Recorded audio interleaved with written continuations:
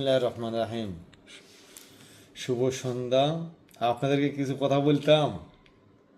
আমার রাজনীতিকের কোনো ইতিহাস এখন বলি। আমি সৌদি আরবের প্রবাসী ছিলাম।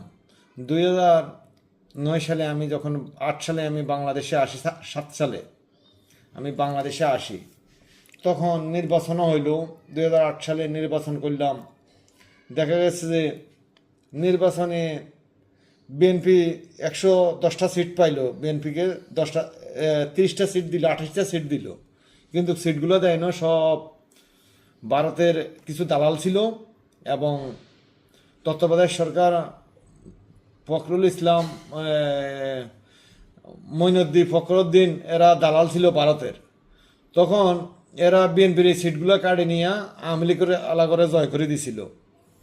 তখন আমরা মনে করি আমাদের লক্ষ্মীপুরে 4টা সিট, বৃত্ত নোয়াখালীতে মনে 13টা 14টা সিট ছিল। এই 13টা 14টা সিট সবই বিএনপি পাইছিল। তো এই মিলে চট্টগ্রামেও কিছু সিট পাইছে, আর সারা বাংলাদেশে সিট নেই। কেন নাই?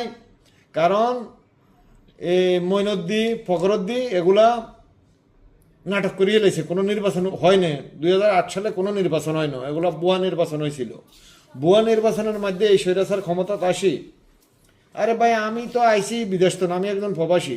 আমার বাড়ির তো ওই ছাত্রলীগের সন্ত্রাসীরা, যুবলীগের সন্ত্রাসীরা আমাকে উঠে নিয়ে গেছে, যাইয়া আমারও অন্য জায়গায় লয়ে গেছে আমার এলাকার থেকে। এই আমি রাজনীতিকে আমরা শহীদ রাষ্ট্রপতি জিয়া রহমানের এই দলটিকে পবিত্র একটি দল মনে করি। কি কারণ এই দলে কোনো সন্ত্রাসী করলে, আমাদের দেশনেত্রী বেগম খালেদা জিয়া যখন ক্ষমতায় ছিল তখন এই সন্ত্রাসীদেরকে গুলি করে মারিয়ে লেছে আমাদের দলের সন্ত্রাসী করে। কিন্তু বেগম জিয়া একমাত্র চাইছিল দেশে শান্তি থাকুক মানুষ, এই জিনিসটাই চাইছিল, আর কিচ্ছু চায় না। দেশে আমাদের নেতা ভারপ্রাপ্ত চেয়ারম্যান তারেক রহমানকে এই সমস্ত মিথ্যা মামলাগুলা দিয়ে প্রবাসী করে রাখছে। দেখছেন আপনারা লন্ডনে কত বছর উনি পড়ে রয়েছে, একমাত্র এই শেখ হাসিনা স্বৈরাচারের কারণে। আমি আজ কত বছর, আমি 16 বছর এই ভয়ভীতিতে বাংলাদেশে যাই না। আমরা ছোট বাচ্চাদের থুই আইলাম, আজ বাচ্চা কত বড় হয়েছে ভাই, আপনাদের দেখছেন আহাদ পাহাদের কত বড় হয়েছে।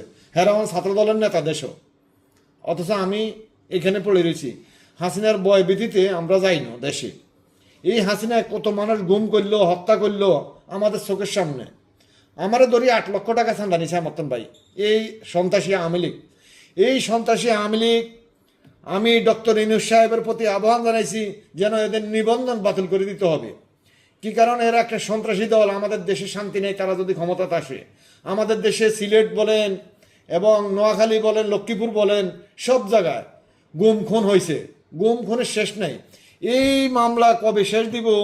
এই মামলা মনে হয় কেমন পর্যন্ত। হাসিনারা যদি 1 লক্ষবার ফাঁসি দেয়, হাসিনার ক্ষমা হবে না।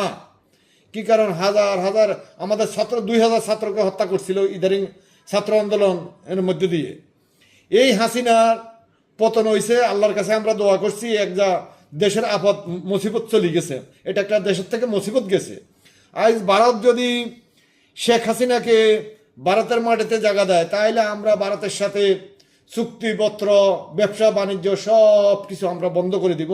আমি আগেও বলছি, এখনো বলি। কারণ ভারতের এক নির্দিষ্টে আমাদের দেশপ্রেমিক 75 জন সেনাবাহিনীকে ভারতে হত্যা করছে হাসিনারা লইয়া, আমরা এগুলো জানি। তবে সব একটা একটা করে সব ইন্টারন্যাশনাল আদালতে বিচার হবে। জাতিসংঘে মহাসচিব জানে কারা আমাদের দেশপ্রেমিক সেনাবাহিনীদেরকে হত্যা করছে, জানে। কিন্তু এখন খোলের বিড়াল বাইরে আসবে আস্তে আস্তে। এই যে খেলা হবে এই খেলা হবে আলারা এখন কোথায়? জেলখানা। বাংলাদেশের ইতিহাসে জামাতে ইসলামের নেতা করে দুর্নীতি নাই তাদের। আমি এখনো বলি তাদের দুর্নীতি কখনো না, দুর্নীতির মামলা তাদেরকে দিতে পারে না। এই অবস্থায় দড়াদি বাঁধি জামাতে ইসলামের নেতা করে গাড়িতে উঠেইত বিজেন গাড়ির মধ্যে। আমি নিজে দেখছি বিএনপি নেতা করে দড়াদি বাঁধত। আজ ওই দড়া তোমাদের উপরে আসছে। ইনশাল্লাহ অব্যাহত থাকবো সবকিছু। সংগ্রাম আন্দোলন বাংলাদেশে যদি কোনো শোক দিবস হয়, ভাই